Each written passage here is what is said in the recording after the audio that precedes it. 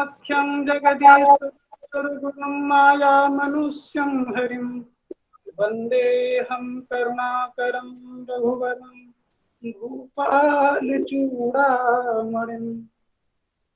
कल्याणानां निधानं कलिमलमथनं पावनं पावनानां पाथेयं यन्मुमुक्षोः सपदि परपदप्राप्तये प्रस्थितस्य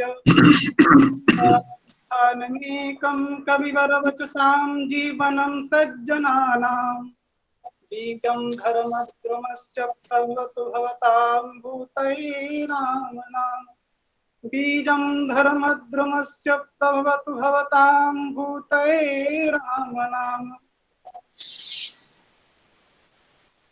धन्यवादः गोविंद महोदयाय। वयं जानीमः, वयं पञ्चदिवसीयायाम् अस्यां कार्यशालायाम् उपस्थिताः स्मः। अद्य कार्यशालायाः द्वितीयं दिनमस्ति। आज कार्यशाला का द्वितीय दिन है और आज द्वितीय दिन के प्रथम सत्र में हमारे साथ में हमारा मार्गदर्शन करने के लिए जो आचार्य पधारे हुए हैं, स्वामी चिदानंद जी। स्वामी जी का इस कार्यशाला में विद्यापीठ की तरफ से, अधिगम केंद्र की तरफ से और सभी प्रतिभागियों की तरफ से पुण्येन स्वागत करता हूँ, अभिनंदन और वंदन करता हूँ। सर्वादौ कार्यशालायाः परंपरानुगुणं स्वामिनां किंचिदेव परिचयं कारयामः। यद्यपि स्वामिनां परिचयः सुमहान् वर्तते, ते बाल्यकालादेव त्रिभिः गुणभिः संपृक्ताः वर्तन्ते। ते उत्तम वक्तारः सन्ति, वो उत्तम मार्गदर्शक हैं, वक्ता हैं और वक्ता के साथ साथ लेखक हैं। वक्तृत्वं लेखकत्वं च उभयं एकत्र दुर्लभम वयं जानीमः। दोनों चीजें बहुत दुर्लभ एक जगह होती हैं। तो स्वामी जी लेखक हैं और सबसे बड़ी चीज है शिक्षकः। स्वामी जी आध्यात्म विषयों को कैसे समाज तक ले जाया जाए, जो हमारे उपनिषदादि ग्रंथ हैं, उन ग्रंथों के अंदर निहित विषयों को समाज तक, संसार तक कैसे ले जाया जाए, इस संदर्भ में स्वामी जी काम करते हैं। स्वामी जी FOWAI और उनके संस्थापक हैं। चिन्मयानंद स्वामी जी से स्वामी जी प्रेरित हैं। 23 वर्ष की आयु से ही निरंतर सामाजिक कार्य के लिए, समाज के उत्थान के लिए देश के विविध कोनों में जाकर स्वामी जी ने अपने मार्गदर्शन से, अपनी आध्यात्म चेतना से लोगों का मार्गदर्शन किया है। ऐसे आज के हमारे वक्ता श्रीमान चिदानंद स्वामी जी का मैं स्वागत करता हूं। और स्वामी जी से, स्वामी जी का सुमहान परिचय है, उतना मैं परिचय नहीं दे पा रहा हूं, लेकिन स्वामी जी से मैं निवेदन करूंगा इस अवसर पर अपनी ज्ञान गंगा से हम सब प्रतिभागियों का अवगाहन कराएं और मार्गदर्शन करें। पूज्य स्वामी जी महाराज। धन्यवादः। सर्वेभ्यः नमः। अहमपि अतीव सन्तुष्टोऽस्मि अस्यायां कार्यशालायां किञ्चित् वक्तुं यद् अहम् अद्य आगतोऽस्मि। अहमपि एकया प्रार्थनया प्रारम्भं करोमि। ॐ वाङ्मे मनसि प्रतिष्ठिता, मनो मे वाचि प्रतिष्ठितम्, आविराविर्मयेधि वेदस्य म आनीस्तः, श्रुतं मे मा प्रहासी। अनेनाधीतेनाहोरात्रान् सन्दधामि, ऋतं वदिष्यामि, सत्यं वदिष्यामि, तन्मामवतु, तद्वक्तारमवतु, अवतु माम्, अवतु वक्तारम्। ओम शांति शांति शांति। मुझे बहुत प्रसन्नता है इस श्री लाल बहादुर शास्त्री राष्ट्रीय संस्कृत विश्वविद्यालय के तहत ये कार्यशाला चल रही है। मैं विशेष करके प्रोफेसर अमिता जी को धन्यवाद करता हूं। मैं आज एक विषय पर प्रस्तुत करूंगा इस लेक्चर को, भावनात्मक बुद्धिमत्ता जिसको कहते हैं, इमोशनल इंटेलिजेंस। बुद्धिमत्ता सैकड़ों सालों के लिए तो ऐसे सोचा गया सिर्फ तर्क संबंधित है, स्मृति संबंधित है, जो बहुत सारी चीजें याद रखे और व्यवहार में बहुत कुशल रहे, पैसे संभाले और अपनी पॉलिटिकल पावर संभाले इत्यादि। लेकिन अभी कुछ 30-40 साल से बहुत ही स्पष्ट हुआ है कि वो जो IQ कहलाता है, intelligence quotient, which is a misnomer, क्योंकि intelligence is much beyond logical abilities, फिर भी फॉर थाउजेंड्स ऑफ इयर्स उसको IQ कह दिया। Actually, it should have been called logical intelligence quotient, and what we have now come to give importance to is emotional quotient, emotional intelligence quotient. Anyway, let us not get into all these terminologies. ये तो कहना होगा कि intelligence, बुद्धिमत्ता दो प्रकार के हैं, और उसके अलावा तीसरे स्पिरिचुअल इंटेलिजेंस वगैरह भी आएंगे, पर मुख्य रूप से सामान्य रूप पर हर रोज के हमारे बहुत सारे व्यवहारों में ये दोनों बहुत जरूरी है। लॉजिकल, तर्क संबंधित जो बुद्धिमत्ता है, जो गणित में प्रकाशित हो, और वैसे व्याकरण में बहुत सारे विषयों में IQ का जरूर अपना स्थान है। IQ के बिना तो बहुत मुश्किल है जीना ही, लेकिन हम ये कह रहे हैं कि किसी का सिर्फ IQ अच्छा हो और ये EQ, दैट इज भावनात्मक बुद्धिमत्ता, कम हो तो वो सफल नहीं होगा।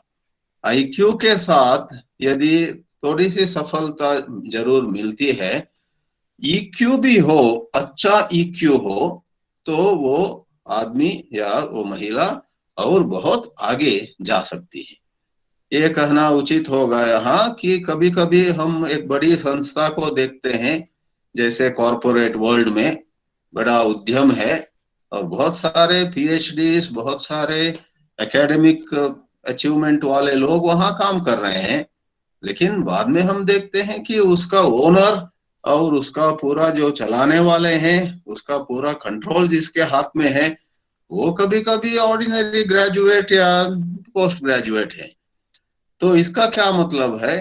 एकेडमिक इंटेलिजेंस और बहुत सारे टेक्निकल नॉलेज वगैरह जरूर इम्पोर्टेंट है, लेकिन इमोशनल इंटेलिजेंस का अपना स्पेशल प्लेस है। तो मैं प्रारंभिक रूप से इस भावनात्मक बुद्धिमत्ता के बारे में 2-3 चीजें कहना चाहूंगा। एक तो ये भावनात्मक बुद्धिमत्ता ऐसी बात नहीं है कि जिनके बर्ताव में हमेशा बहुत भावनाएं दिखती हैं, वे ज्यादा IQ रखते हैं। Somebody in one interview answered the question so wrongly. We asked him the question, what is emotional intelligence? And he said, oh well, whoever is very emotional have more emotional intelligence. That is a gross error. बहुत ही बड़ा वो गलत बात है। तो it is not about being emotional. यद्यपि किसी के दिल में इमोशंस नहीं है तो वो भी बड़ा गड़बड़ है।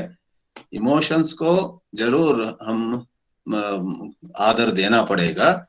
All of us have emotions, and EQ or emotional intelligence is not about having a lot of emotions. We'll clarify that first. Emotional intelligence is about understanding emotions and managing emotions. और जब ये कहा गया कि हम भावनाओं को समझे और भावनाओं को संभाले, उसमें फिर से दो विभाग होते हैं, अपनी ही भावनाएं हैं और दूसरों की भावनाएं हैं। उसीलिए 4 विभागों में ये भावनात्मक बुद्धिमत्ता को लोगों ने वर्णन किया है। Understanding our own emotions, number 1, understanding others emotions, number 2, managing our own emotions, and then managing others emotions। तो इस पर विस्तार में मैं थोड़ी देर में बोलूंगा। और एक बहुत ऑर्डिनरी कॉमन क्वेश्चन यहाँ लिया जाए, वो ये है, what is the difference between emotional intelligence and emotional quotient, EI and EQ। यहाँ तो बात यह है, emotional intelligence is the general qualitative word, गुणात्मक वर्णन है, वो गुणात्मक परिभाषा है। इमोशनल इंटेलिजेंस, किसी किसी में वो बुद्धिमत्ता, भावनात्मक बुद्धिमत्ता ज्यादा होती है, किसी किसी में कम होती है, तो उसका अभी मापन नहीं किया है। जब उसको कुछ इंस्ट्रूमेंट्स के द्वारा मापन करते हैं, नापते हैं, यू मेजर इट, एंड विज्ञान में एक और शब्द है, you calibrate it. Calibrating means again through some proper psychological instruments you decide what is the average emotional intelligence। उस एवरेज इमोशनल इंटेलिजेंस को आप 100 मार्क्स दे दो, गिव 100। नाउ उसके बाद किसी का कम हो, किसी आदमी का समझो कम है, तो दैट मे बी 90, 80 हो और 70 हो, 75 हो, वो सब बिलो एवरेज हो गया। और 120, 130 वगैरह हो, वो अबव एवरेज हो गया। तो एक ही वाक्य में EI और EQ का फर्क हम बता दें। EI when measured and expressed as a number is EQ। So to have more EQ and to have more EI is one and the same, but इन शब्दों का फर्क हम अच्छी तरह समझ लें। तो अब आता है सवाल, इमोशनल इंटेलिजेंस इंडियन पर्सपेक्टिव में, भारतीय दर्शनों में कैसे देखा जाए। तो भारतीय दर्शन, भारतीय साहित्य, जैसे हम सब जानते हैं, अपार है। In the world not all know it. Why in the world? हमारे देश में ही बहुत लोग जानते नहीं कितना विशाल है भारतीय साहित्य। न केवल आध्यात्मिक क्षेत्र में, बहुत सारे अन्य विभागों में भी मैं खुद भी जानता नहीं कितने विषय हैं। बहुत सारे नए नए विषय कोई विश्वविद्यालयों में पढ़े जाते हैं, पढ़ाए जाते हैं, और कोई ऐसे विषय हैं जिन पर सैकड़ों ग्रंथ उपलब्ध हैं अभी भी, जो विश्वविद्यालयों में नहीं दिखते हैं। लेकिन हमारे यहाँ अभी भी कुछ गुरुकुल हैं, अभी भी गांव-गांव में कोई विद्वान है, और इन सब चीजों को गिनना ही मुश्किल है। तो आज मैं इस कार्यशाला में मेरी ओर से भारतीय दर्शन, भारतीय दृष्टि को भगवत गीता के तहत प्रस्तुत करना चाहूंगा, क्योंकि मेरी ही सारी आध्यात्मिक शिक्षा, मेरी ही संस्कृत में भी शिक्षा मुख्य रूप से गीता और उपनिषदों में ही हुई है। 1984 से मैं वेदांत में कार्य प्रवृत्त रहा हूं, और मेरा संस्कृत व्याकरण, संस्कृत भाषा में जो ज्ञान है वो सब ज्यादा गीता, उपनिषद, विवेक चूड़ामणि, आत्मबोध आदि शंकराचार्य जी के अनेक ग्रंथ और प्रस्थान त्रय पर उनके जो भाष्य हैं उन भाष्यों को पढ़ पढ़ के और उन भाष्यों को पढ़ाते हुए मेरा संस्कृत ज्ञान भी थोड़ा सा सुधरा है। तो मुझे आप अनुमति दीजिए कि मैं आज भावनात्मक बुद्धिमत्ता पर भी भगवत गीता के आधार पर 4 बातें आपके सामने रखूं। तो इस संदर्भ में मैं एक पावर पॉइंट को प्रस्तुत करना चाहूंगा।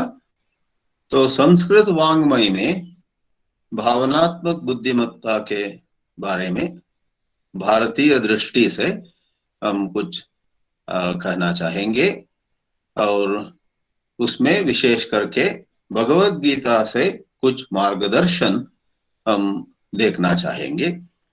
तो संस्कृत वाङ्मय जैसे मैंने कह दिया बहुत ही विस्तार में है, लेकिन उसका यह मतलब नहीं कि गीता का उपदेश लेस इम्पोर्टेंट है। Bhagavad Gita is considered the very summary.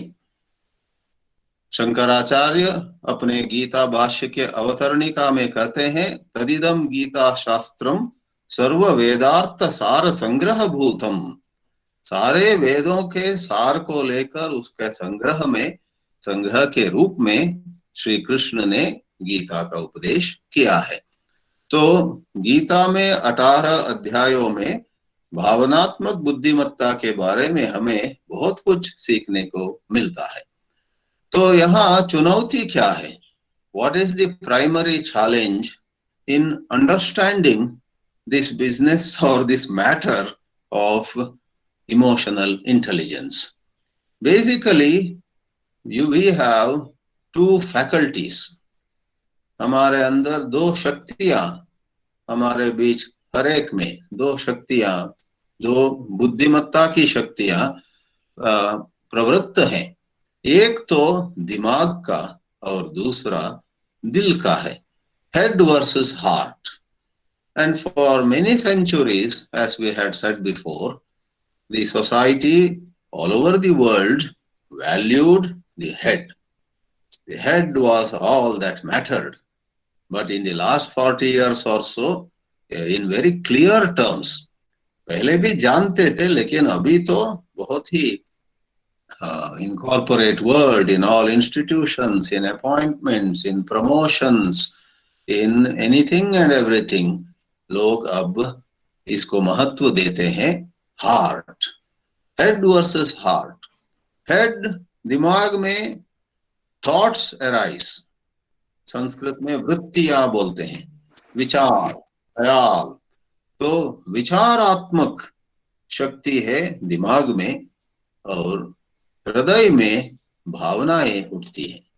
So there is a tussle, there is a tug of war between thoughts and feelings. It is the head which houses values. बहुत सारे मूल्य दिमाग में रहते हैं, कभी कभी वो गलत भी हो सकते हैं, उसीलिए शिक्षा की जरूरत है। जैसे ही हम जीवन में और भी शिक्षा पाते आगे बढ़ते हैं और जीवन से बहुत सबक सीखते आगे जाते हैं, तो ये मूल्य सुधरते जाते हैं। तो वैल्यूज, मूल्य at a given point of time tell a person what is the way to go. So there are people with durbuddhi and people with sadbuddhi also. वो बात अलग है।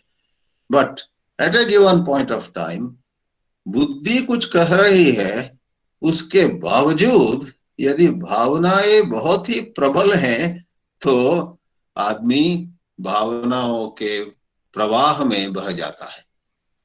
Whereas some other time it could be the buddhi may be so rigid, the intellect, the head may be so stiff, and it may disregard the genuine feelings of oneself or others. वो भी एक tragedy होगा. Neither the intellect should decide everything on its own, nor should emotions rule the roost, nor should emotions have their say unilaterally. There has to be a balance between buddhi and hriday, दिमाग and दिल. Therefore, मूल्य एक और है और दूसरी ओर हमारे बहुत सारे आवेग, इम्पल्स हैं, एंड इनके बीच एक समतोलन की जरूरत है. और lastly, it is between understanding versus habits. हमारा एक मित्र है, हर रात को वो अलार्म रखता है 5 बजे उठने के, और हर सुबह वो 5 बजे अलार्म रिंग होते ही उसको ऑफ करके और 2 घंटे सोता है. ये बड़ी मजेदार बात है. यदि उसको ज्यादा सोना है क्यों अलार्म रखता है क्यों? और यदि उसको उठना है तो अलार्म बजते ही वो उठता क्यों नहीं? तो दिस इज द कॉन्फ्लिक्ट. क्योंकि उस समय रात को while hitting the bed the values are operating, but morning 5 o'clock when the alarm is ringing, it is the emotions. how sweet the bed is, और थोड़ा मैं सो जाऊं, इस प्रकार. तो एक और हैबिट्स, आदतें हैं हमारे अंदर, दूसरी ओर हमारे अंदर कुछ समझ है कैसे जीना चाहिए, हमारा जीवन कैसे होना चाहिए. इसको ही मूल्य कहते हैं ना. Now I am sure already you are clear how an adhyatmic ग्रंथ like Bhagavad Gita might be talking about emotional intelligence. आध्यात्मिक ग्रंथ मुख्य रूप से धर्म का उपदेश करते हैं, कैसे जीना चाहिए, क्या सही ढंग है, क्या सही प्रकार की बात होती है, वचन, क्या सही प्रकार के कृति होती है, कायेन वाचा मनसा जैसे हम कहते हैं. इन पर बहुत सारे मार्गदर्शन हमें गीता जैसे आध्यात्मिक ग्रंथों से मिलते हैं. तो बुद्धि और मन, दिमाग और दिल के बीच जो संघर्ष होते हैं, उनमें या उस संदर्भ में एक समतोलन जो हो सके, वो उसी को भावनात्मक बुद्धिमत्ता कहते हैं. फॉर एग्जाम्पल, कोई बहुत ब्राइट होते हैं, बुद्धि उनका जोरदार है, लेकिन इतना इमोशनल, इतना शॉर्ट टेम्पर्ड, या बहुत ही छोटी सी चीज पर वो इस्तीफा दे के संस्था छोड़ देते हैं, छोटी सी चीज पर किसी से झगड़ा करते हैं. सब्जेक्ट एक्सपर्ट होगा लेकिन उसका लोगों के साथ मेल नहीं होता है, तो वो दुख की बात है ही. तो इसीलिए हम देखते हैं कि भगवत गीता मन और बुद्धि के बारे में बार बार बोलती है. तृतीय अध्याय में ही श्री कृष्ण कठोपनिषद से लेते हुए कुछ बात कहते हैं. इंद्रियाणि मनो बुद्धि अस्याधिष्ठानमुच्यते एतैर्विमोहयत्येष ज्ञानमावृत्य देहिनम्. इंद्रिय, मन, बुद्धि, ये सब हर एक में है, और ये जो हमारे अंदर काम है, सेल्फिश डिजायर, स्वार्थ वासना, वो इन तीनों में बैठते हैं, कहते हैं श्री कृष्ण. और वहां एक बात आती है, इंद्रियेभ्यः परम मनः मनसस्तु परा बुद्धि. मन से बुद्धि ऊपर है, क्योंकि बुद्धि में सारे मूल्य बैठते हैं. तो एक और बार, इसका ये मतलब नहीं कि मन पूरे के पूरे बुद्धि के शरण में जाए. मन में जो भावनाएं होती हैं उनको आदर करना पड़ता है. Many of our desires, many of our feelings, many of our emotions are so genuine. In fact, they are connected to the soul. वो आत्मा की आवाज होती है. दिल में जो भावना उठती है, कभी कभी वो अंदर की आवाज है. तो बुद्धि दिल की आवाज को आदर देना चाहिए. बट मेनी अदर टाइम्स दिल में जो भावनाएं उठती हैं वो सिर्फ कुछ कामनाएं हैं. हमें पढ़ने का काम है, लेकिन बीच में यूट्यूब खोलकर कुछ मूवी देखने का मन होता है. इसमें कोई आत्मा की आवाज नहीं है. ये मूवी देखना, कुछ बॉलीवुड हॉलीवुड में प्रवेश करना, वो भी कुछ पढ़ने के बीच, that is a lower desire. तो कभी कभी बुद्धि जिसमें मूल्य है उसके अनुसार जाने का अभ्यास हमें करना चाहिए। मैंने कह दिया कि गीता की बात कठोपनिषद से उद्धृत है, वहां से श्री कृष्ण ने लिया है।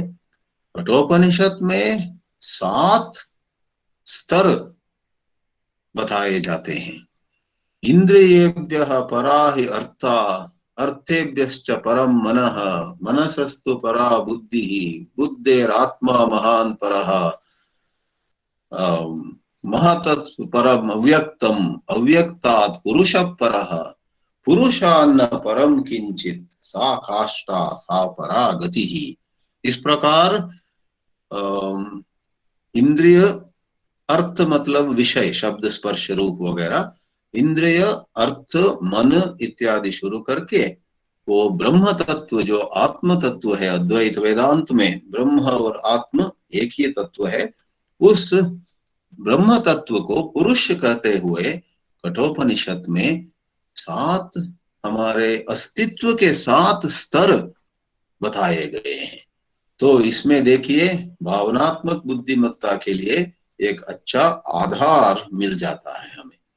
तो भगवत गीता में जो भावनात्मक बुद्धिमत्ता के ऊपर प्रकाश डाला गया है, उसको समझने के लिए इधर उधर कुछ हम पाश्चात्य वेस्टर्न कॉन्सेप्ट्स को ले लें। वेस्टर्न लिटरेचर में यह कहा गया कि emotional intelligence, or call it EQ, can be appreciated in 4 areas of skills.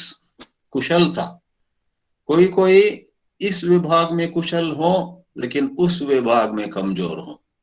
जब हम अपने को समझने का प्रयास करते हैं, हम ये बहुत स्पष्ट रूप से देख सकते हैं। हमारे अंदर कोई कोई ऐसे होते हैं अपनी भावनाओं को काफी अच्छी तरह संभाल लेते हैं, लेकिन दूसरों के गुस्से को, दूसरे के लोभ को, दूसरों के दुख को, दूसरे कोई वो पति ही हो पत्नी ही हो, कभी बिगड़ गए हैं, उनका मन बिगड़ गया है, उसको संभालना हमारे बस की बात नहीं होती है किसी किसी के संदर्भ में। तो these are different areas, just as in various subjects of a school. Somebody is so good in mathematics but very poor in biology. Somebody is so good in languages, Sanskrit हो या हिंदी हो, वाह वो कितना चतुर या कितना निपुण है, लेकिन उसको आप ज्योग्राफी दे दो या हिस्ट्री, इतिहास दे दो, समझ में नहीं आते, उस पर पकड़ नहीं मिलता है। उसी प्रकार भावनात्मक बुद्धिमत्ता एक ऐसी चीज है, उसमें 4 विभाग बताए गए हैं। ये कुछ विद्वानों की दृष्टि है, कुछ और विद्वान इमोशनल इंटेलिजेंस को और किसी ढंग से प्रस्तुत करते हैं।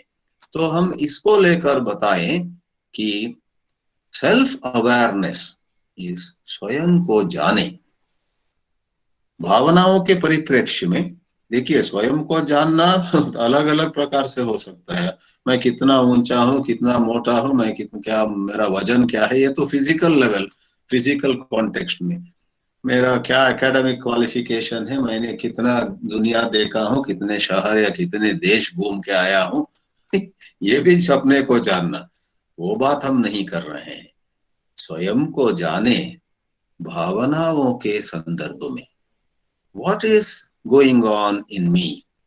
किसी दिन मैं थोड़ा उदास हूं समझो, ये क्यों मैं उदास आज अपने को महसूस कर रहा हूं, why am I sad, is it about some financial loss, is it loss in my self worth, अपने ही कीमत मेरी दृष्टि में क्या आज गिर गए नीचे, we don't know. So what is going on, अपने अंदर हो रहा है क्या, इसको बहुत स्पष्ट रूप से समझना, not in A rough and आजकल यंगस्टर्स से you ask him, are you not happy? He said, no. What is wrong? I am not in a good mood today. What do you mean? अच्छे mood में नहीं हो बोल रहे हो, क्या बात है? वो कहेगा youngster I don't know, they don't even want to answer, they don't want to understand, I don't know, मैं नहीं जानता, लेकिन आज मेरा मूड खराब है, ऐसे बोल देते हैं। तो ये अच्छी बात नहीं है। जब हम अपने हर्ष, अपने खुशी, अपने हाई स्पिरिट्स को भी सूक्ष्म रूप से समझ लें, what actually has made me happy, what actually has made me sad, और कभी मैं बहुत अकेलापन महसूस कर रहा हो तो ये अकेलापन कैसे हुआ, इसकी रचना क्या है। महान चिंतक जे कृष्णमूर्ति इस पर बहुत फोकस दिया। He said all inner growth and especially radical change, basic deep change in you is not possible by becoming scholarly, not by reading and writing books, but by observing, by watching the movement of the self. That is his language. Self क्या होता है, हमारे अंदर जो मैंपन है, मैं उदास हूँ, मैं संतुष्ट हूँ, मैं I am feeling on top of the world इत्यादि हमें महसूस होता है ना, उसको सूक्ष्म रूप से समझना, ध्यान देना, अपने अंदर जो हो रहे हैं उन सब को ध्यान देकर समझना, इसको जिद्दू कृष्णमूर्ति ने बहुत जोर दिया है। ठीक है, स्वयं को जाने, और जानने के बाद दूसरा है स्वयं को संभाले। बहुत कुछ लोग समझ लेते हैं, वो पहली सीढ़ी जरूर है, first step it is, but it doesn't guarantee, भरोसा नहीं है कि आप अपनी भावनाओं को समझने पर उसको संभाल लेंगे। कभी कभी सेकेंड स्टेज में आप फेल्यूर हो सकते हैं। उसी तरह तीसरा एरिया, तीसरा विभाग है, इट इज दूसरों को समझे, और चौथा है रिश्ताओं को संभाले। That is nothing but managing others emotions. आप कल जाके एक टीम लीडर हैं, अभी भी होंगे कोई कोई, तो you are a team leader and a very good worker in your team, इस्तीफा देते हैं, चले जाना चाहते हैं, वो किसी कारण से असंतुष्ट है, नाखुश है। So how to talk to him or her? How to ensure that that person doesn't leave? And equally, some other times you want somebody to leave. Somebody, is a nuisance, not really contributing. उनको एक अच्छी ढंग से team से बाहर कैसे किया जाए, इसको भी रिलेशनशिप मैनेजमेंट है। ये हर संस्था की कहानी है और ये हर घर की कहानी। What is that? घर घर की कहानी। हर घर में, हर संस्था में, हर परिप्रेक्ष्य में, in every setting. And let me tell you, being a swami ji, हर आश्रम में भी, हर आश्रम में, हर गुरुकुल में, हर आध्यात्मिक जगह पर भी ये सवाल, ये चुनौती आ जाती है, किसी किसी को कैसे संभाले। They become a problem.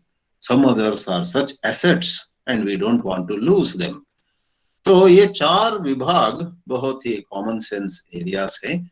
और EQ, emotional quotient, you see in that graphic I have given here, the two squares above have self, because it is understanding the self, managing the self, then understanding others and managing others.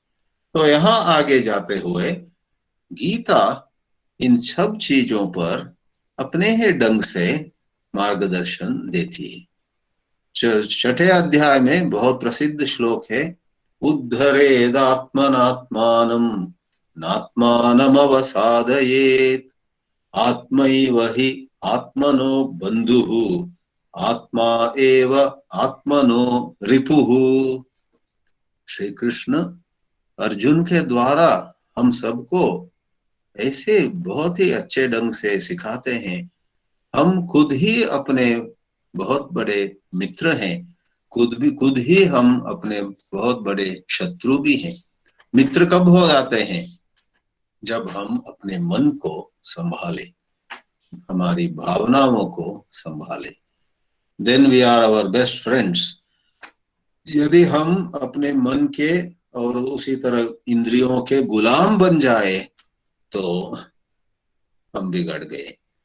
इंद्रियाणाम हि चरताम यन्मनो अनुविधीयते तदस्य हरति प्रज्ञाम वायुर्नावमिवाम्बसी। दूसरे अध्याय में कहते हैं जैसे एक नाव नदी में जा रहा है और प्रतिकूल हवा आने पर यदि नाव के वो सेल भी बांधा हुआ है और प्रतिकूल हवा में वो जिस दिशा में जाना चाहिए उस दिशा में नहीं जाएगा, गलत दिशा में जाकर क्या जाने वो दुर्घटना से भी आक्रांत हो सकता है।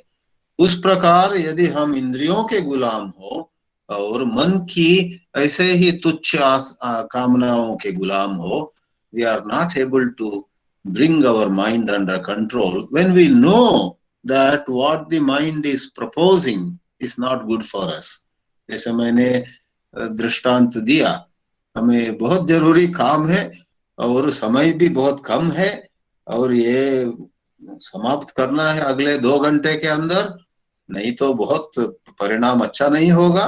उसके बीच यदि मन कहे अरे थोड़ा किचन जाके वहां कुछ मिठाई रखे हुए हैं खा ले, या यूट्यूब खोल के कुछ 2 गाने सुन ले बॉलीवुड के, इस प्रकार मन सुझाव दे तो if we yield to such a mind, our own mind, in other words we ourselves are our worst enemies। Likewise 12वें अध्याय में श्री कृष्ण कहते हैं जिस प्रकार बुद्धि और मन का मेल होना चाहिए, कहते हैं कि यस्मात् न उद्विजते लोकः, जो लोगों को डिस्टर्ब न करे, लोगों को एजिटेट न करे, उद्वेग एजिटेशन, उनको सताना, उनको किसी प्रकार से दुखी बना देना, वो न करे। और उसी श्लोक में ये महात्मा गांधी को कहते हैं बहुत प्रिय था ये श्लोक, यस्मात् न उद्विजते लोकः लोकात् न उद्विजते चयः। और वो लोगों को भी अपने को डिस्टर्ब करने नहीं देता है। He doesn't let people disturb him. Both are not easy. Such a person is dear to me, says Shri Krishna. मजेदार बात और महत्वपूर्ण बात यह है भगवत गीता के बारे में कहना चाहिए कि श्री कृष्ण जो उनकी पूजा करे, जो उनको माला पहनाए, उनको आरती दिखाए, उनको फूल चढ़ाए, उनको उतना महत्व नहीं देते हैं जितना वो देते हैं जो सद्गुणों से संपन्न हो, अच्छे मूल्यों से संपन्न हो। 12वें अध्याय में एक अच्छे भक्त का वर्णन जो मिलता है उसमें सारे सभक्तः मे प्रियः तादृशः भक्तः मम प्रियः, ऐसे भक्त मुझे बहुत प्यारा है। कौन? वो पूजा जप की बात वहां नहीं आती है, यद्यपि इन द होल साइंस पूजा जप वगैरह का अपना स्थान है। Some of you might have studied Bhagavad Gita very well, और आप शायद कहेंगे, अभी मन में कह रहे होंगे, नहीं नहीं श्री कृष्ण ने कहा है 9वें अध्याय में इन चैप्टर 9, पत्रम पुष्पम फलम तोयम यो मे भक्त्या प्रयच्छति तदहम भक्त्युपहृतम अश्नामि प्रयतात्मनः। मुझे एक पत्ता भी दे, मुझे एक फूल भी दे, मुझे थोड़ा सा पानी भी दे, और पत्रम पुष्पम मुझे एक फल भी दे, तो उससे मैं प्रसन्न हो जाता हूं। तो कुछ पूजा पुनस्कार वगैरह का अपना जगह है, लेकिन मुख्य रूप से मैं निस्संदेह यह कह सकता हूं कि मुख्य रूप से श्री कृष्ण मतलब ईश्वर मतलब भगवान ऐसे लोगों को पसंद करते हैं जो अच्छे मूल्यों से संपन्न है। उसीलिए वो प्रसिद्ध भजन है ना, वो भी महात्मा गांधी को बहुत ही प्रिय था, गुजराती वो गीत, वैष्णव जन तो तेने कहिए जे पीर पराए जाने रे। तो उस प्रकार गीता में वो प्रतिबिंबित है। तो ये सब इमोशनल इंटेलिजेंस है। देखिए, दो लोग पोस्ट डॉक्टोरल रिसर्च किए होंगे, पीएचडी के भी आगे जाकर किसी विषय में, वो संस्कृत हो या विज्ञान हो, कंप्यूटर साइंस हो या एनवायरमेंटल साइंस हो, कुछ भी हो, किसी विषय में तो बहुत ज्ञान प्राप्त किया है। लेकिन समझो एक के अंदर मानवीय मूल्य कम है, दूसरे अंदर मानवीय मूल्य बहुत अच्छे हैं। तो इमोशनल इंटेलिजेंस के हिसाब से वो दूसरा आदमी या महिला आगे है। तो तीसरा यहाँ दिया है, न बुद्धि भेदम जनयेत, वेरी प्रैक्टिकल। कभी कभी ऐसा होता है, हम कहीं काम कर रहे हैं और हमको कुछ समझ है, हमारे अंदर कुछ दृष्टि है जो मूल्यों में आधारित है, लेकिन क्या करें, दूसरे लोग उसको समझ नहीं पा रहे हैं। वो बहुत ही पैसे के लालच हो या पावर, पोजीशन, स्थान, मान, इसके पीछे भाग रहे हो, तो क्या करें हम। वो तो हमारे मूल्य उनके अंदर है नहीं अभी इस समय, और हमारे मूल्यों का आदर भी वो नहीं करते हैं। तो ऐसे practical problem has been addressed by the Gita. In chapter 3 verse 26 Shri Krishna कहते हैं कि यदि आप ईश्वर की कृपा से विरक्त हुए हैं, आपके एक विशेष आध्यात्मिक विकास हुआ है, आप असंग है, लेकिन आपके आजू बाजू में सारे लोग संगी हैं। संगी मीन्स विषयासक्ति, प्रापंचिकता, वर्ल्डलीनेस, दुनियादारी उनके अंदर ज्यादा है, आप देख रहे हैं, क्या करें। तो कहते हैं उनको आप कंफ्यूज मत करो, उनके साथ मिलजुल के काम करो, अपनी ईश्वर भक्ति, अपनी असंगता को बने रखते हुए, लेकिन उनको बिना कारण कुछ बोल के कंफ्यूज मत करो। न बुद्धि भेदम जनयेत अज्ञानाम कर्म संगिनाम जोशयेत सर्वकर्माणि विद्वान युक्तः समाचरन्। तो विद्वान जिसके पास भक्ति है, विरक्ति है, वो दूसरों को बुद्धि का विचालन नहीं करना चाहिए। न बुद्धि भेदम जनयेत। तो भगवत गीता पहले पहले ऐसे लगता है कि ये सब तात्विक ग्रंथ है, हाई फिलॉसफी, दूर से नमस्कार ऐसे कहने वाले हैं। एक सज्जन मुझे दिल्ली में ही मिला एक बार, उसने मुस्कुराते हुए मुझे he teased me. He said, Swami ji आप वेदांत बोलते हैं, सुनकर खुशी हुई, लेकिन हम तो आपको ये कहेंगे, नमस्ते नमस्ते, हम नहीं समझते। ऐसे कह दिया उसने। चलो कोई बात नहीं, क्योंकि लोगों को ऐसा लगता है कि गीता में कुछ हाई फिलॉसफी है बस। No, Gita of course has high philosophy, it has the highest Vedanta, it has the ब्रह्मात्मैक्य ज्ञान, जीव और ब्रह्म का ऐक्य जो है, ऐसी चीजें भी जरूर हैं, लेकिन Gita is a common man's scripture also. Even a high school student यदि वो सिर्फ गीता के श्लोक पढ़ ले और थोड़ा सा उस पर चिंतन करे, मंथन करे, उसको अपने संघर्षों में कुछ नई राह दिखेगी। So sincere study of Gita, as the box shows here, awakens in us a better understanding of how we are behaving.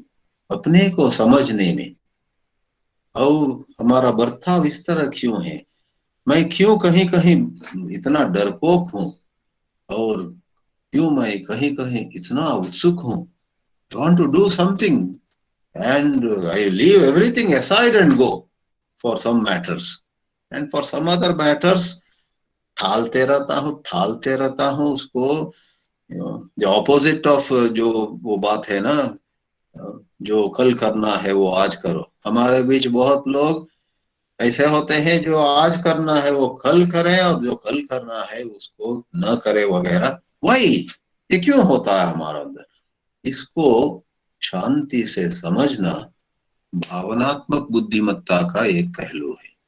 तो हम देखते हैं दुनिया में बहुत सारे लोग भावनात्मक बुद्धिमत्ता कम होने के कारण बहुत गलती करते हैं। 1999 में उस दिन संयोग से मैं दिल्ली में था और ये हुआ। मनु शर्मा, यहाँ जो तस्वीर है, वो एक बहुत प्रसिद्ध नेता का पुत्र भी था, अमीर था, अच्छे परिवार से था, और दिल्ली में किसी रेस्टोरेंट में उसने कुछ ड्रिंक मांगा और उस दिन वो रेगुलर स्टाफ नहीं थी, but this Jessica Lal, she was a model, she was having her own profession, but उस दिन maybe because of some friendship with the owner or whatever, she was serving there as a waitress. And when she said, no sir, we can't serve that drink tonight, we don't have that stock or something. पता नहीं क्या हुआ इस मनु शर्मा को, शायद वो 25-28 उम्र का था उस समय। He takes out a revolver and shoots that pretty woman. I guess Bollywood made a movie on her, Jessica Lal. I have not seen it. Why is this? This is mismanagement of emotions. And recently, 2 months ago, in Minneapolis, United States, we have the case of George Floyd, the black man. उसने कुछ $20 का एक note कहीं दिया और उसमें शंका हुई पुलिस लोगों को कि ये एक फर्जी नोट है, it's not genuine, fake note, fake currency. उस पर ये शॉविन नाम का पुलिस ऑफिसर उसको पकड़ के उसके गर्दन पर अपने he puts his knee upon the neck of George Floyd, and George Floyd is crying, I can't breathe, मैं सांस नहीं ले पा रहा हूँ। But Chauvin doesn't leave him. Then he finds that the accused is dead.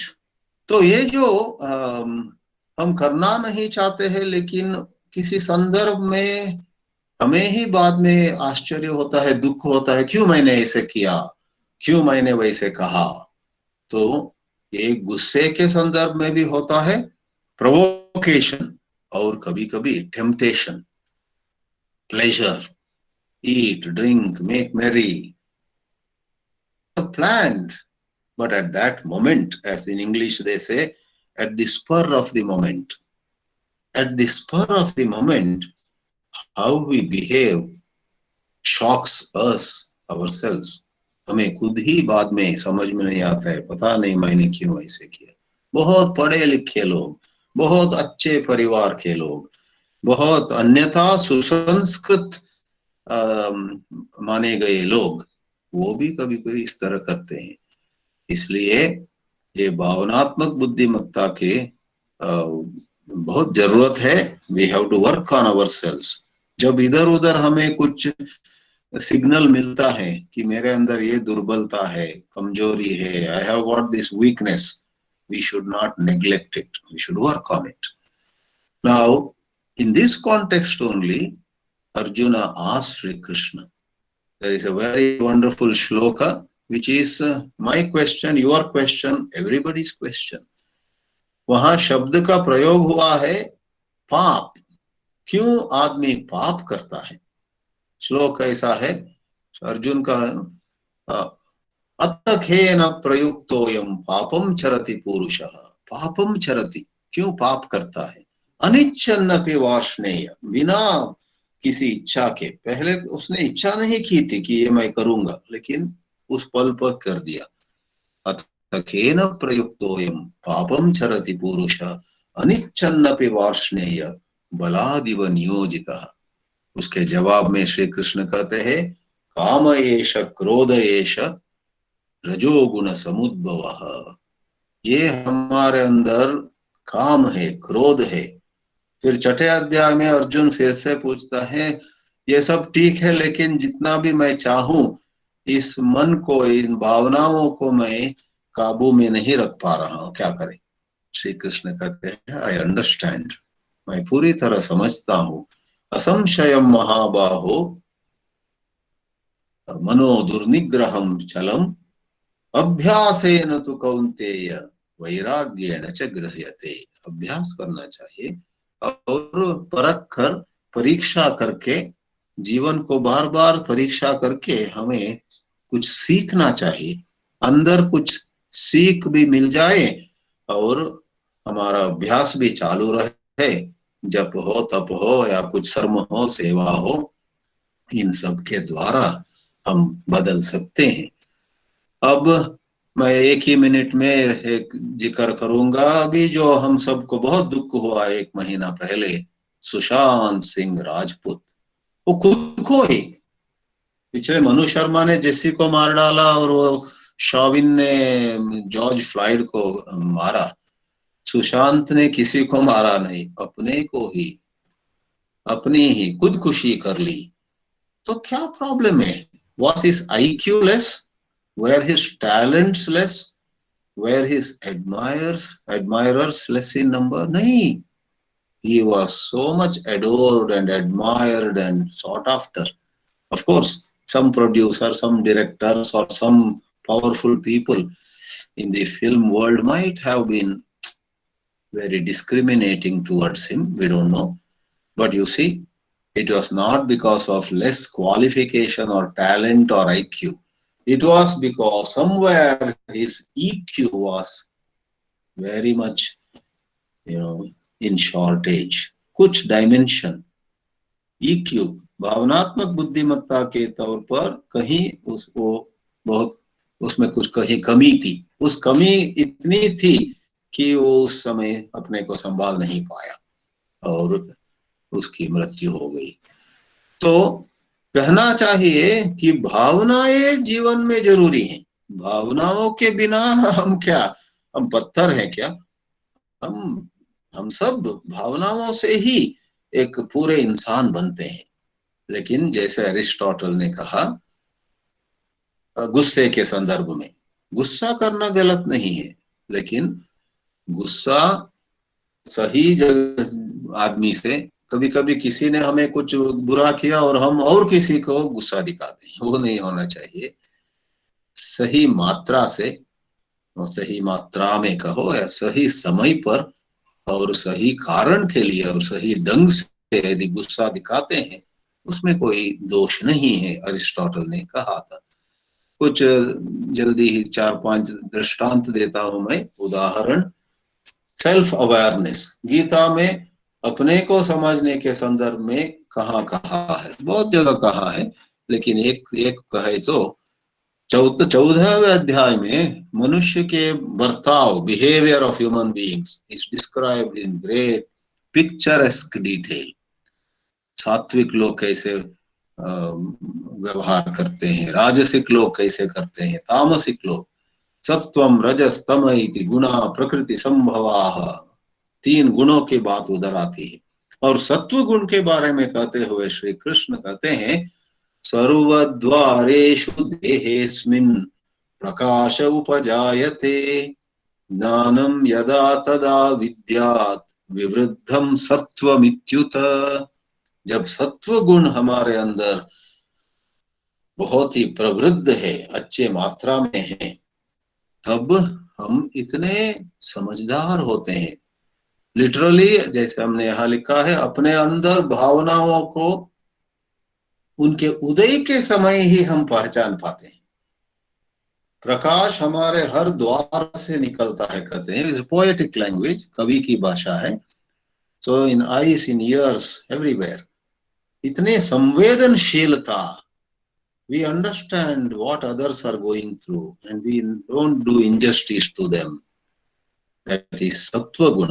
तो उस प्रकार बाहर भी अप्लाई कर सकते हैं, सॉरी यहाँ सेल्फ अवेयरनेस, तो उसको हम अपने अंदर भी अप्लाई कर सकते हैं। अपने अंदर भावनाओं को उनके उदय के समय, not after half an hour, not in A post mortem fashion, but जैसे ही कामना उठ रही है, जैसे ही अलसता, लेजीनेस उठ रहा है, जैसे ही गुस्सा उठ रहा है, उसी समय न केवल उसको पहचानना, उसकी रचना को समझ लेना, go to the, as one Western author writes, cut to the core of that feeling, go to the core of that feeling, उसकी जड़ में जाओ और समझ लो। तो ये बात आई है। सेल्फ मैनेजमेंट में तो सरल बात कहा श्री कृष्ण ने तीसरे अध्याय में, इंद्रियस्य इंद्रियस्य अर्थे रागद्वेषौ व्यवस्थितौ। हमारे सबके अंदर बहुत हम आगे गए होंगे अध्यात्म में, फिर भी हमारे अंदर कुछ राग, कुछ द्वेष, कुछ इच्छा, कुछ क्रोध जरूर हैं, लेकिन हमारा पुरुषार्थ वो है तयोः रागद्वेषयोः न वशम आगच्छेत। We should not become their slave. राग द्वेष हम सबके अंदर है, किंतु उनके वश में हम न आए। ये सेल्फ मैनेजमेंट, और इसमें विस्तार से बताए गए हैं श्री कृष्ण ने इसका साइंस, इसका विज्ञान, भक्ति के द्वारा, योग के द्वारा, ज्ञान के द्वारा, कर्म के द्वारा, तरह तरह के योगों के द्वारा, तरह तरह के साधनाओं के द्वारा हम जिस तरह हमारे राग और द्वेष को वश में ले आ सकते हैं, ये बताते हैं गीता में। फॉर एग्जाम्पल चैप्टर 4 में इतने सारे साधनाओं को, स्पिरिचुअल प्रैक्टिसेस को यज्ञ शब्द से बताते हुए भगवान श्री कृष्ण साधनाओं पर प्रकाश डालते हैं। द्रव्य यज्ञाः, तपो यज्ञाः, ज्ञान यज्ञास्तथा परे, स्वाध्याय ज्ञान यज्ञाश्च यतय संशित व्रताः। वहां प्राणायाम की बात आती है, और छठे अध्याय में ध्यान की बात आती है। तो आप आसन करो, प्राणायाम करो, ध्यान करो या सेवा करो, ईश्वर का चिंतन करो, ये सब के द्वारा अंदर कुछ बदलाव होता है। जैसे कहते हैं ना, ईश्वर को हम स्तुति, स्तोत्र, उनको, उनकी प्रशंसा करने से उनको कुछ मिलने वाला नहीं है, उनकी स्तुति से हम सुधरते हैं। फिर सोशल अवेयरनेस, गीता में छठे अध्याय में एक बहुत सुंदर बात आती है। लॉर्ड कृष्ण सेज, वो योगी नहीं है जो सिर नीचे और पैर ऊपर होके खड़े हो जाए, जैसे यहाँ तस्वीर दिया है। यद्यपि वो शीर्षासन वगैरह का अपना स्थान है, वो परम योगी है जो दूसरों के दुख और सुख को अपने जैसे समझे। That is social awareness, understanding others emotions. आत्मौपम्येन सर्वत्र समं पश्यति अर्जुन, सुखम वा यदि वा दुखम स योगी परमो मतः। आत्म औपम्येन, अपने दुख सुख जैसे हो।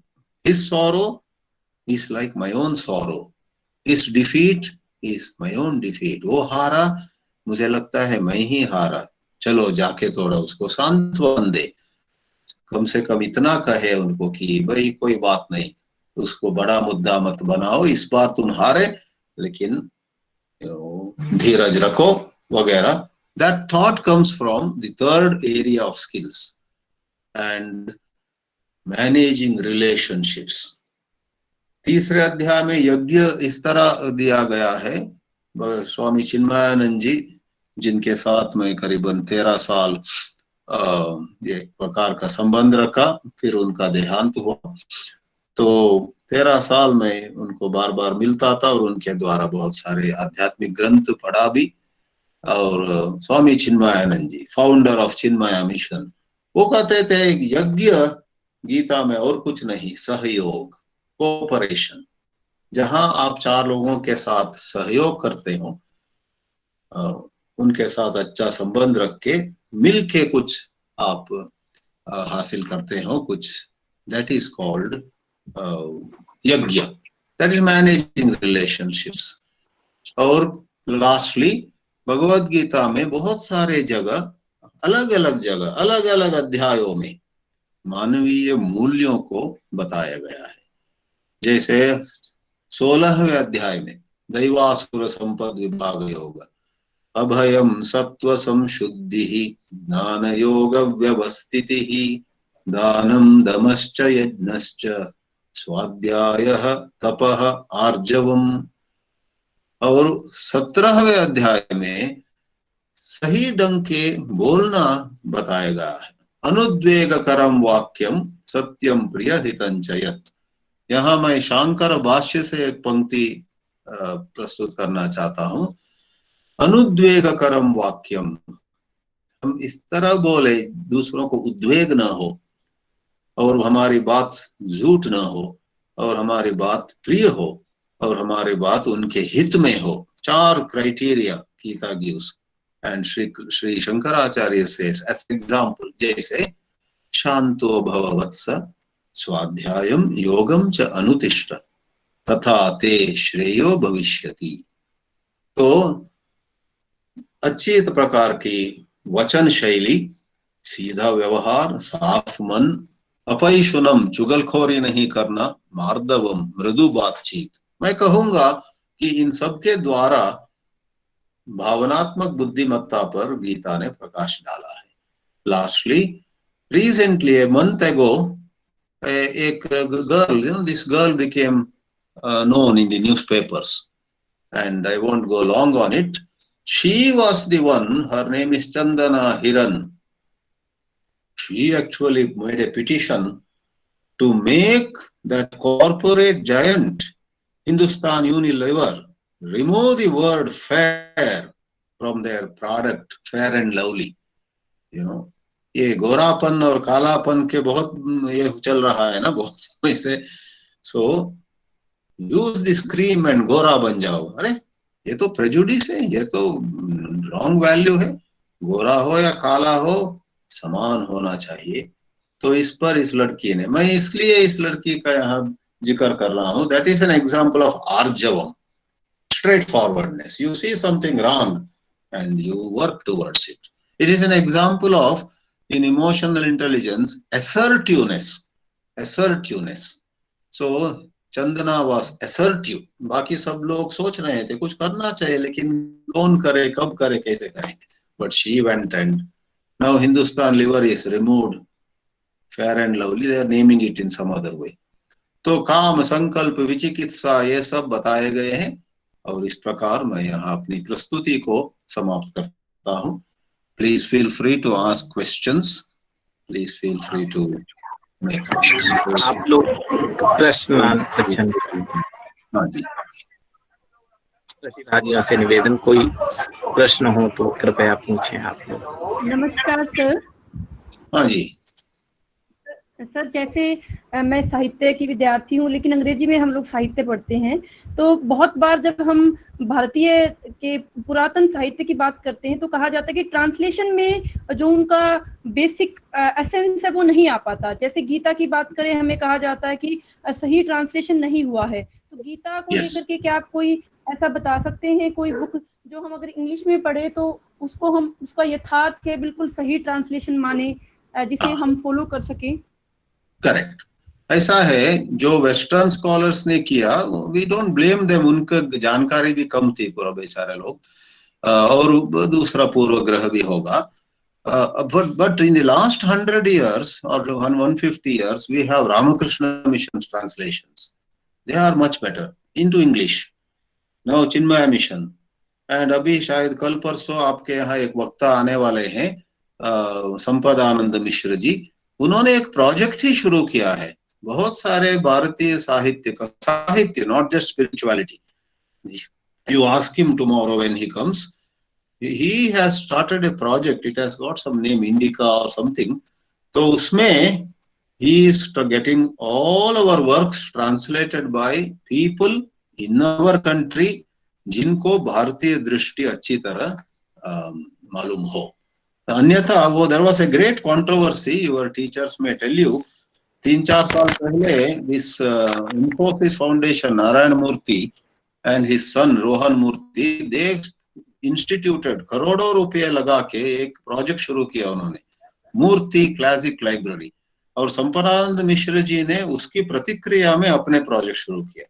वहां मुख्य एडिटर होके कोलंबिया यूनिवर्सिटी के एक शेल्डन पोलॉक प्रोफेसर बनाए गए. उस पर बहुत विरोध हुआ हमारे देश में, क्योंकि शेल्डन पोलॉक की समस्या आप जो कह रहे हैं वही थी. वो बहुत बड़े विद्वान तो जरूर हैं, लेकिन उनको यहाँ वहाँ भारतीय दृष्टि और भारतीय फीलिंग पता नहीं है. तो for the present please go for translations by you have to select, you have to थोड़ा ढूंढना पड़ेगा। कुछ लोग हैं भारत में जिन्होंने अंग्रेजी में ही अनुवाद किया है। मैं तो अध्यात्म दृष्टि, अध्यात्म रंग में बोल सकता हूँ। For Gita, Upanishad, Shankara Bhashya etcetera, Ramakrishna Mission is one of the best translations, जहाँ अन्याय नहीं होता। Welcome, welcome. Good afternoon, good morning, sir. Yes. So myself Sakshi. Sir, basically I'm pursuing PhD on this topic itself, finding emotional intelligence in Bhagavad Gita and its relevance in teacher education. Sir, I just want to ask one question कि बहुत से लोग मुझसे ये पूछते हैं कि आपने ये टॉपिक चूज किया, why only for teacher education? So, sir, I just want to ask, what is the relevant answer for this?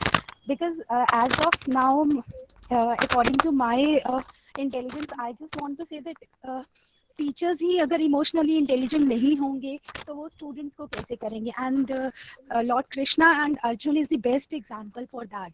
तो sir, आपकी expertise क्या है इसमें? देखिए, इमोशनल इंटेलिजेंस सबको उपयोगी है और टीचर्स की भूमिका ऐसी है, यदि आप टीचर्स को इस पर ज्यादा जानकारी दे सके अपने काम के द्वारा, it has a multiplier effect.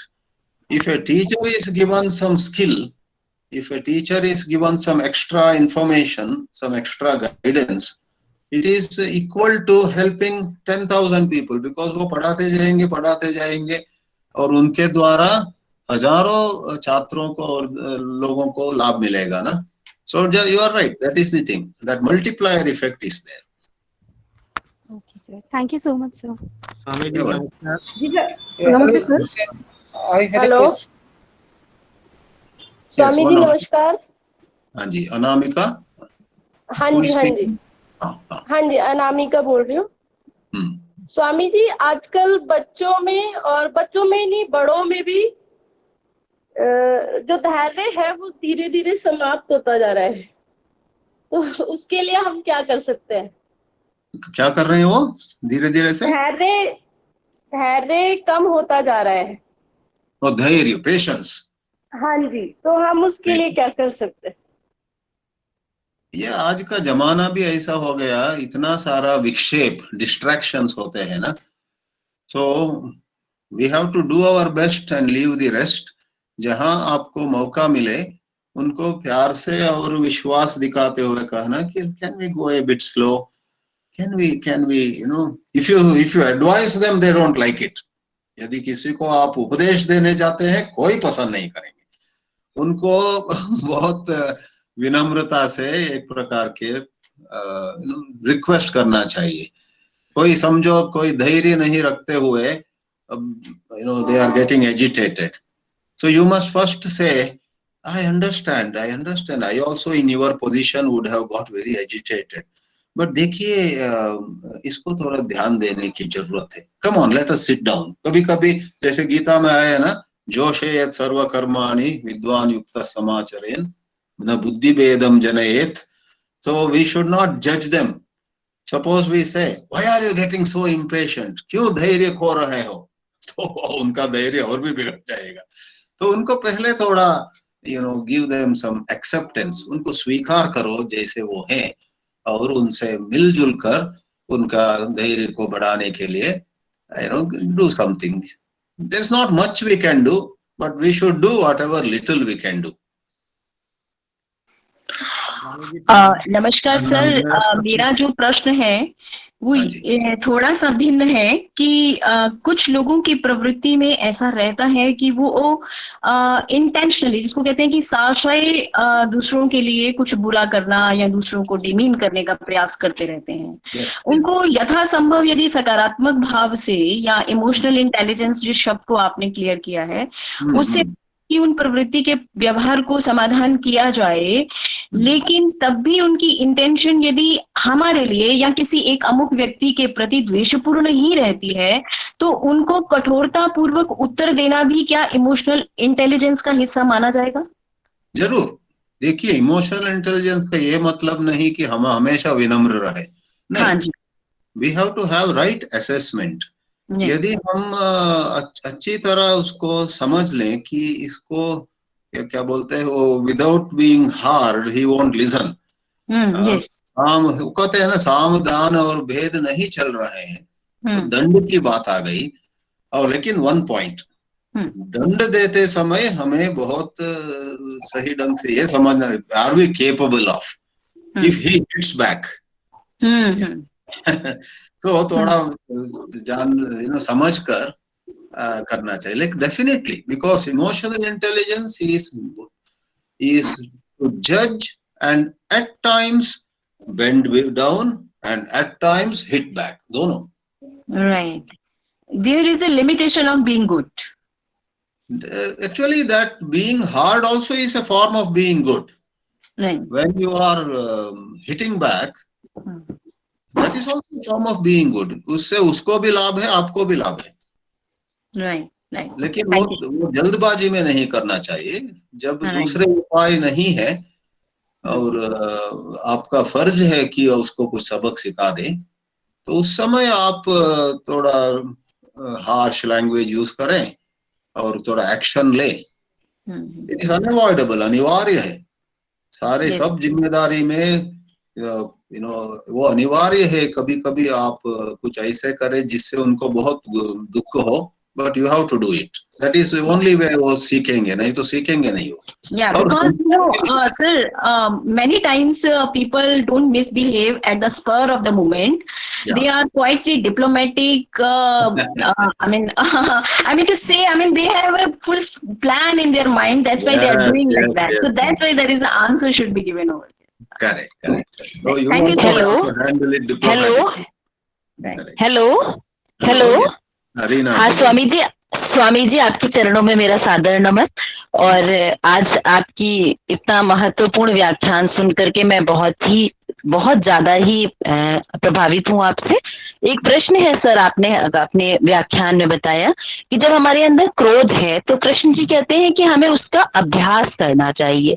तो मैं आपसे ये पूछना चाहती हूँ कि क्रोध आने पर, मैं ये इसलिए पूछ रही हूँ सर कि जो मेरा बेटा है वो 15 इयर्स ओल्ड है और ये क्रोध करता है और क्रोध करने के बाद ये कहता है कि मुझे खराब लगा, मैंने क्रोध किया, बट मैं कंट्रोल नहीं कर पाता हूँ।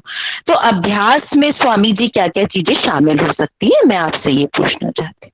अभ्यास दो प्रकार के होते हैं। एक तो जब वो इस क्रोध के संदर्भ में, जब क्रोध उठ रहा है उसी वक्त करने योग्य 2-3 चीजें हो सकती हैं। और दूसरा विभाग है उस वक्त नहीं, लेकिन अपनी दैनिक दिनचर्या में तो सुबह थोड़ा आधा घंटे पहले उठे और कुछ आसन प्राणायाम हो, कुछ जप ध्यान हो, जो उसको अच्छा लगे। We don't have one single sadhana for everybody. Everybody should find out. किसी को सुबह थोड़ा जल्दी उठकर एक सैर पर जाके आ जाए तो उस दिन वो ज्यादा शांत रहते हैं। कभी so that road has some frustration behind it. So during the day there has to be one little practice which improves the person. And during that time, like there are some popular methods. जब गुस्सा आता है, they say count 10, शायद count 100, 1, 2, 3, 4.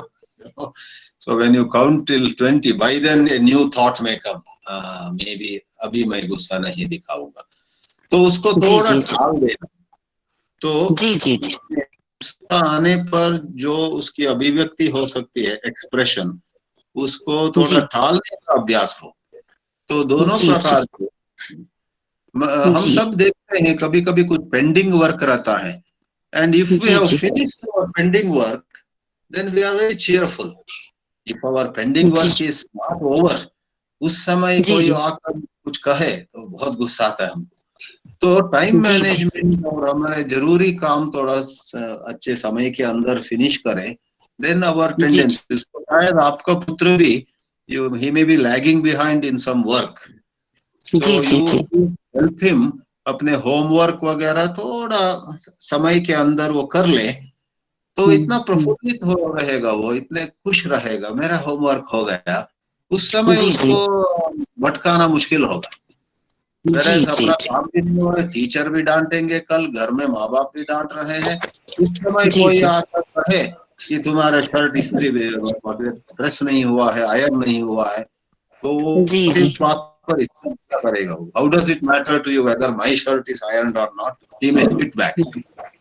Ji Guruji, Guruji thank you so much, thank you so much. Welcome welcome. Guruji प्रणाम। मैं भुवनेश्वरी ओझा बोल रही हूँ। मुझे मेरा सवाल ये है कि डिप्रेशन एक जो मनोवैज्ञानिक बीमारी कह सकते हैं, हम ऐसे नेगेटिव थॉट्स हैं जो चाहे वो सोसाइटी की तरफ से आए, चाहे वो फैमिली की तरफ से आए, या किसी भी जरिए से आते हैं, उन्हें कैसे रोका जा सकता है? बिकॉज ये हमें मेंटली, फिजिकली चारों तरफ से घेरते हैं। यस। और साथ में ये और भी बीमारियों को न्योता भी देते हैं। मैंने खुद ने भी महसूस की है। तो कैसे उन विचारों से दूर रखा जा सकता है? देखिए, इन सब चीजों में आप यदि इसका संबंधित साहित्य पढ़े, आध्यात्मिक हो या दूसरा साइकोलॉजिकल, 10-12 उपाय देते हैं लोग, लेकिन बहुत महत्वपूर्ण बात यह है आपको उनमें से कौन सूट होगा, अप्रोप्रिएट होगा। मेरी ओर से मैं ये कह सकता हूं कि पॉइंट नंबर 1, जो डिप्रेशन में जाते हैं, जिनको बहुत दुख होता है अपने जीवन के बारे में, वो पहले ये समझे कि दे आर नॉट एलोन। हर एक को अपनी अपनी परेशानियां हैं। जो बहुत ही चमक रहे हैं, they are famous and rich and famous as the expression goes, they have their own problems. Sushant Singh के बारे में किसने सोचा था कि उसको इतनी बुरी तरह से कभी कभी डिप्रेशन होती थी? Those who are close to him knew it.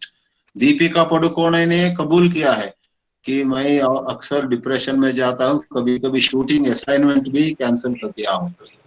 So number 1 is one must know, हम अकेले नहीं है, इस प्रकार बहुत लोगों को है ये।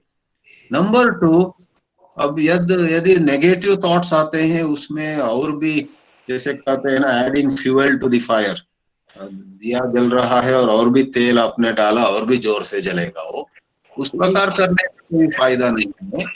हम we should take small steps. There is a saying, small victories lead to big victories. छोटी छोटी जीत धीरे से बड़े जीत को हमें ले आएगा। So going by that, I would suggest आपके 24 आवर्स में 24 मिनट्स, देखिए 24 घंटों में 24 मिनट आप कुछ विशेष साधना करो। वो प्राणायाम हो सकता है, वो कुछ योगासन हो सकता है, या वो आप यदि भक्ति को पसंद करते हैं, वो शांति से बैठकर कुछ ईश्वर का जप करना। उस 24 मिनट में don't think of anything else, it will make a difference. वो 24 मिनट आप 24 घंटों में से जो निकाला और कुछ साधना किया अपने चुने हुए, you don't have to follow anybody, any Shastri or any Pandit, any गुरु। आपको कितनी बड़ा अपने अच्छा लगा, उसमें राम और कृष्ण आने की भी जरूरत नहीं है। हमारे सनातन धर्म में इतना विशाल दृष्टि है, यू टेक साकार और निराकार, सगुण और निर्गुण, व्हाटएवर। 24 मिनट की साधना कोई आप अपनी दिनचर्या में शामिल करो और फर्क देखो। जी, thank you so much. Swami ji प्रणाम। मेरा प्रश्न है स्वामी जी कि जब मनुष्य अंतर्द्वंद की स्थिति में रहता है, तो उसे अपने मन और मस्तिष्क में से किसकी बात को सुनना और समझना चाहिए? मन और मस्तिष्क के बीच संघर्ष हो रहा है। आप पूछ रहे हैं किसकी बात सुनना चाहिए? जी। देखो, हमने अपने लेक्चर में भी कहा था, ये जरूरी नहीं है कि मस्तिष्क हमेशा सही हो। तो मस्तिष्क जो कह रहा है उसको भी थोड़ा परखना पड़ेगा। You have to check, double check. तो इट इज जस्ट लाइक, आप समझो आपके 2 पुत्र हैं और झगड़ रहे हैं, तो यदि आप प्रश्न पूछेंगे मैं बड़े लड़के का मान लूं या छोटे लड़के की बात मान लूं, देखो कभी कभी बड़ा लड़का सही हो सकता है, कभी कभी छोटा लड़का सही हो सकता है। तो दोनों के अपनी अपनी स्टोरी, अपने वर्षन सुनना पड़ेगा ना। तो इसी प्रकार जब मस्तिष्क और मन अपने अपने जो चाहते हैं वो व्यक्त करते हैं, थोड़ा सुनना पड़ेगा उन दोनों को, और थोड़ा आप धीरे से चले, तो आपको समझ में आएगा कि आज इस विषय में मस्तिष्क टू आइडियलिस्टिक है, बहुत आदर्शवाद में आ गया, प्रैक्टिकल नहीं है। ये मन जो चाह रहा है एक आइसक्रीम खा ले, उसमें कोई दोष नहीं है, चलो आइसक्रीम खा लो। और दूसरा दिन कुछ ऐसे गलत बोलेगा मन, तो उस समय आपको कहना पड़ेगा ये आइसक्रीम दे दिया इसको और अभी तो बिल्कुल अधार्मिक चीज मांग रहा है ये, तो उस पर आपको you have to be very strict. So दोनों का सुनना पड़ेगा। और अंत में आपके अंदर कुछ एक विशेष शक्ति है, कॉन्शियंस, उसको क्या बोलते हैं, आत्म प्रज्ञा, इनर वॉइस। आपको इनर वॉइस को स्ट्रेंथन करना चाहिए, नॉट जस्ट द कंडीशनड बुद्धि। ये बुद्धि कभी कभी आदर्शवाद में आ जाता है, कभी कभी कोई उसको प्रभावित कर देते हैं। कोई कम्युनिस्ट आएगा अपने ढंग से प्रभावित करेगा, कोई बीजेपी वाले आएंगे उसको अपने ढंग से, कोई कांग्रेस आएंगे वो अपने ढंग से आपको प्रभावित करेंगे। तो बुद्धि देखिए हमेशा कुछ ना कुछ प्रभाव के तहत आ जाती है, तो उस प्रभाव से उसको थोड़ा मुक्त करना जरूरी है। जी बहुत बहुत धन्यवाद गुरुजी, बहुत बहुत धन्यवाद। स्वामी जी इनको एक असाइनमेंट भी दे दीजिए, जो आज का हमारा सेशन रहा बहुत ही एनलाइटनिंग, तो उस पे एक इनको असाइनमेंट जिसमें ये रिफ्लेक्ट कर सके इन 200 और 400 words. Yes, that's a very good idea. आप क्या ये पूछ रहे हैं कि उनको 200 से 400 शब्दों में हाँ ये reflect in the next session which is in afternoon, they are having one session on self-reflection based assignments, so you can assign one assignment to them based on your lecture. So one general topic could be the 4 areas of skills, कुशलताओं के 4 विभाग भावनात्मक बुद्धिमत्ता के परिप्रेक्ष्य में, emotional intelligence context में what are the 4 areas, उसमें थोड़ा ये participants can throw some light, and then each of them can be Gita और भावनात्मक बुद्धिमत्ता, ये भी एक विषय हो सकता है। और तीसरा यह हो सकता है कि वो पहला 2 विभाग के बारे में विशेष रूप से अपने को कैसे समझे और अपने को कैसे संभाले। These 3 can be topics. Okay, so they have to reflect on the 4 skills you have taken in the context of emotional intelligence. I think this. धन्यवादः। दुग्धं गीतामृतं महत्। स्वामिभिः अस्मभ्यं गीतामृतं पायितं बुद्धि विषय के संदर्भे अस्यां कार्यशालायां। तदर्थं वयं सर्वेपि शिक्षण केंद्र पक्षतः अध्यक्षा महोदयायाः पक्षतः श्री लाल बहादुर शास्त्री राष्ट्रीय संस्कृत विश्वविद्यालय पक्षतः स्वामिनां हृदयेन कार्तज्ञं विनिवेदयामः। अन्ते च एवं निवेदनं कुर्मः, अग्रे अपि स्वामिनाम् अस्मभ्यं मार्गदर्शनं भवतु इति सादरं विनिवेदनं। नमो नमः, धन्यवादः, प्रणामः।